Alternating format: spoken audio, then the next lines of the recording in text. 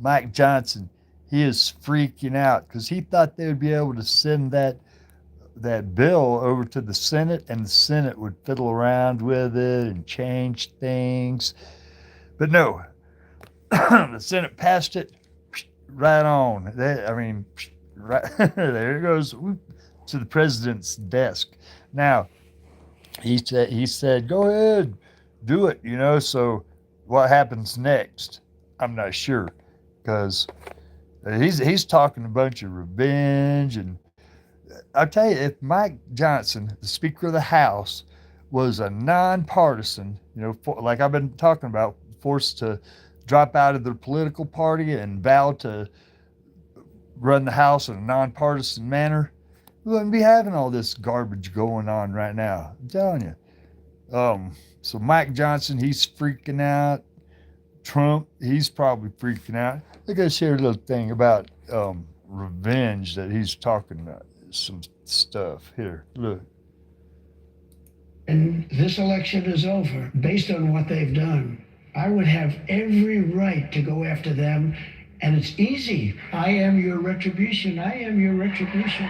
Go. What the heck? I am your retribution and stuff. I remember him saying that. So now no telling what the guy's liable to do because he's cornered. He's totally cornered.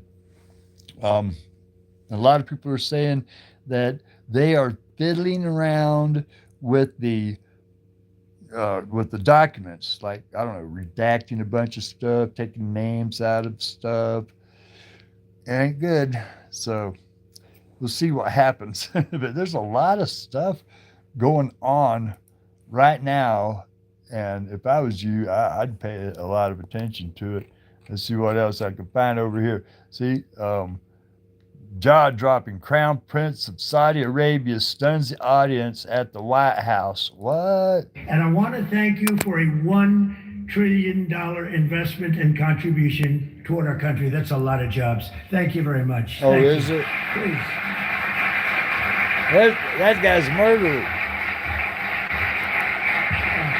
That guy's a freaking murderer, man. Hey, it's too hot to speak after Mr. President. I better not. I better like make a little interlude. That guy's a freaking murderer. Didn't he order that what was a Saudi reporter to get all chopped up in a motel room? That guy, he hangs around. Trump's hanging around with murderers. Let's see what else he's saying here. No one speaks better than him. But first of all, I will start with thanking Mr. President for the warm and great welcome that we have today. We feel home, and this relation started around close to 9 decades ago. Yeah, you know what? I wouldn't give a hoot about that. See, if a woodchuck can chuck wood, how much wood? Well, you can look that up in the Wikipedia. They might have it there. Go ahead. But anyway, yeah, look at that. So he's hanging around with that Saudi prince some more.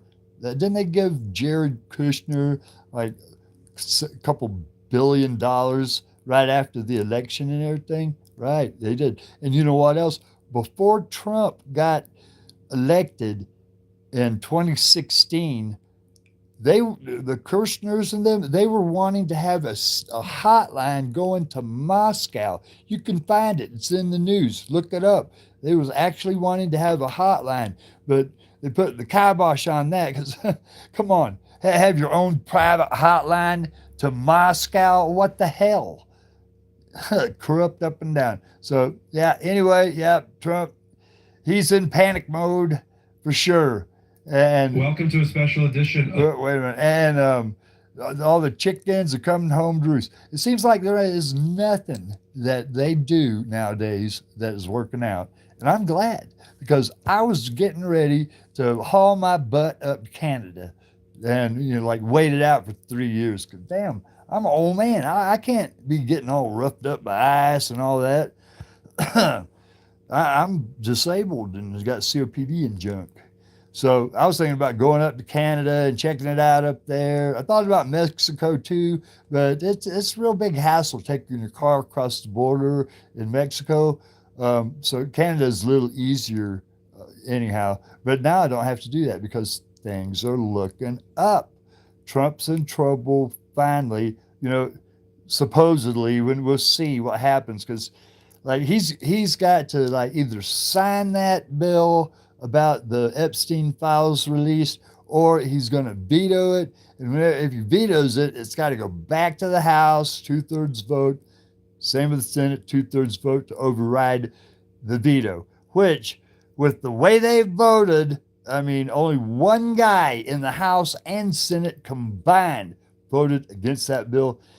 That's veto proof.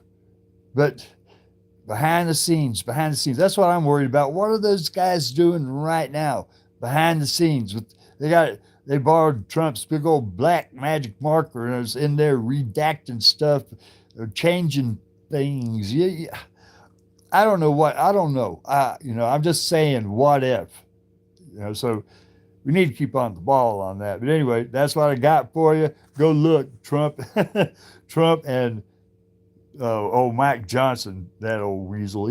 They're in trouble, acting all high and mighty and everything. Anyway, we'll talk to you later. Bye bye now.